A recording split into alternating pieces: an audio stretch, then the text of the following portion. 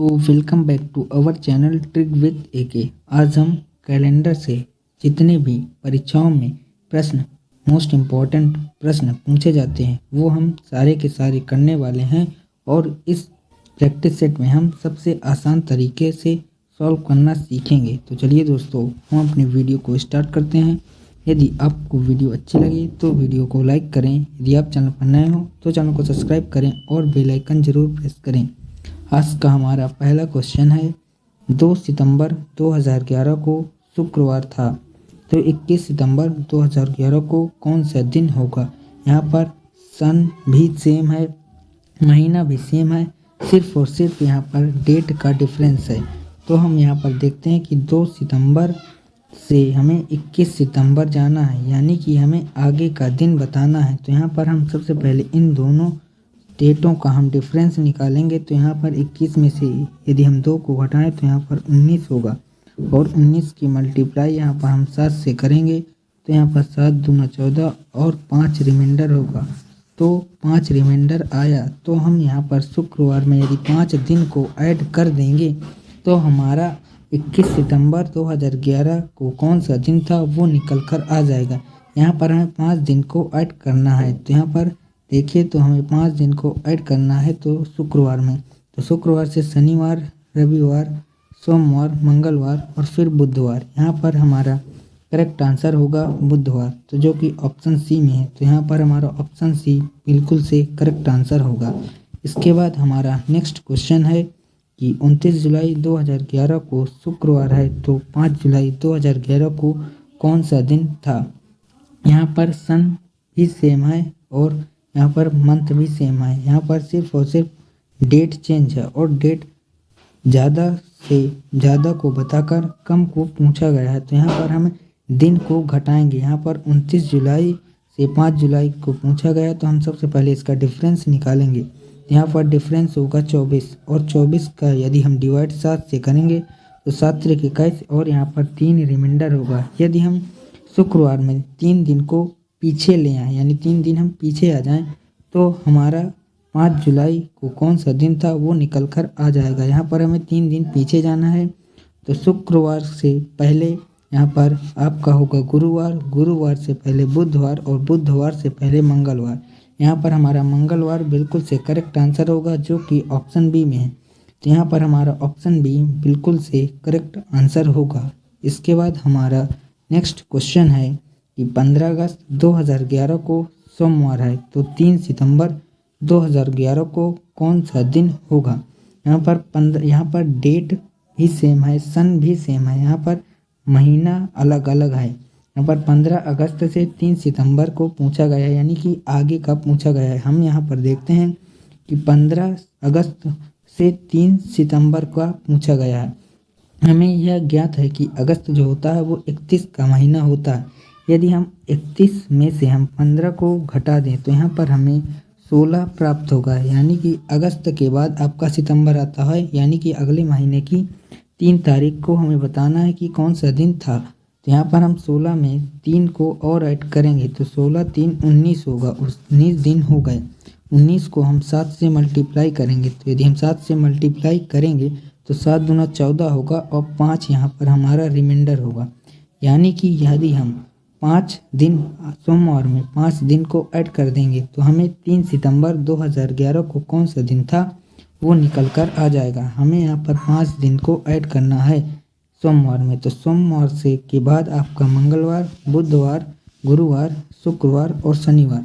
यहाँ पर आपका शनिवार बिल्कुल से करेक्ट आंसर होगा, जो कि ऑप्शन सी में है। तो यहाँ पर हमारा ऑप्शन सी बिल्कुल से करेक्ट आंसर होगा। आई होप कि आपको ये क्वेश्चन समझ में आ गया होगा। इसके बाद हम चलते हैं नेक्स्ट क्वेश्चन पर।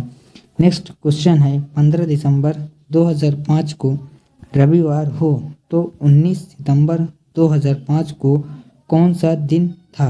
यहाँ पर दिसंबर का बताकर सितंबर का पूछा गया है, यानी कि यहाँ पर पिछला पूछा गया, तो यहाँ पर हम दिन को घटाएंगे।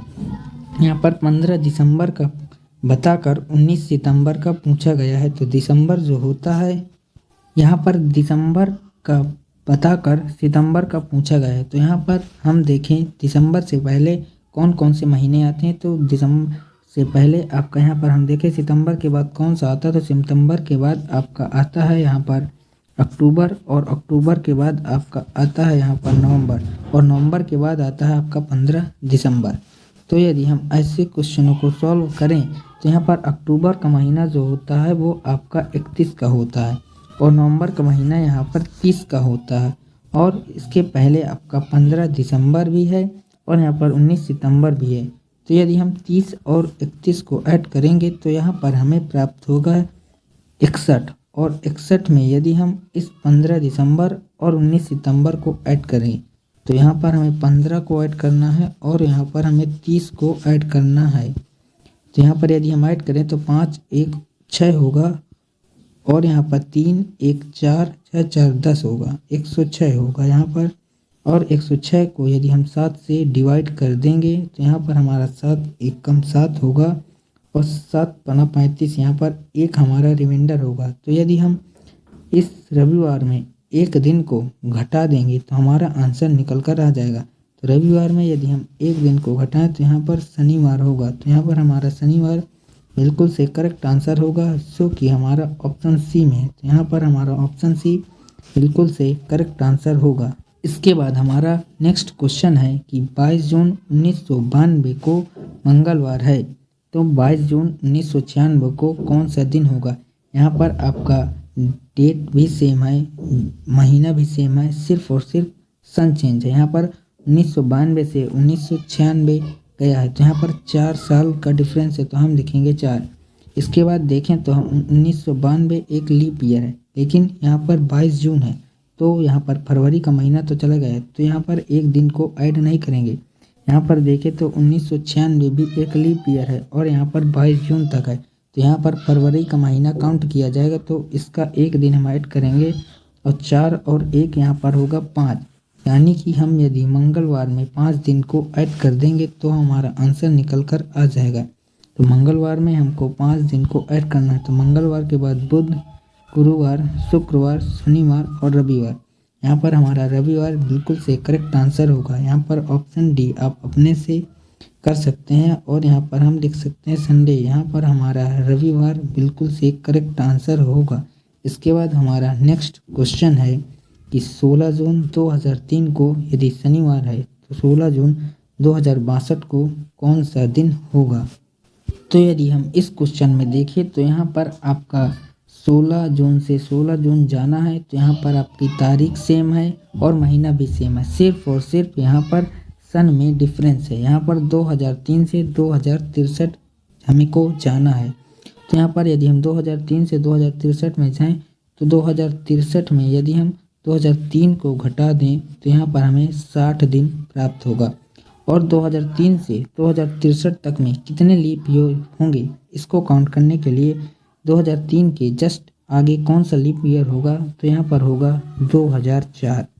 इसके बाद 2063 के जस्ट आगे कौन सा लीप ईयर होगा, तो वो होगा 2064। इसके बाद हम 64 में 4 को घटाएंगे तो हमें मिलेगा 60, और 60 को यदि हम 4 से डिवाइड कर देंगे तो हमें 15 मिलेगा। तो 15 लीप ईयर होंगे 2003 से लेकर 2063 तक में। यहाँ पर हमें 15 लीप ईयर होंगे, तो हमें इसमें 60 में से हमें 60 दिन पहले आ गया, और यहाँ पर 15 लीप ईयर होंगे, तो यहाँ पर टोटल हो गए 75 दिन। इस 75 दिन में हम 7 को डिवाइड करेंगे तो यहाँ पर हमें 5 रिमाइंडर प्राप्त होगा। यदि हम इस शनिवार में हम 5 दिन को ऐड कर देंगे तो यहाँ पर हमारा आंसर निकल कर आ जाएगा। तो शनिवार के बाद आपका आएगा रविवार, फिर सोमवार, फिर मंगलवार, बुधवार और फिर गुरुवार। यहाँ पर हमारा गुरुवार ऑप्शन डी बिल्कुल सही करेक्ट आंसर होगा। आई होप आपको ये वीडियो अच्छी लगी होगी। तो यदि आपको वीडियो अच्छी लगी हो तो वीडियो को लाइक करें। यदि आप चैनल पर नए हो तो चैनल को सब्सक्राइब करें और बेल आइकन जरूर प्रेस करें। आज के लिए इतना ही, मिलते हैं नेक्स्ट वीडियो में, तब तक के लिए जय हिंद।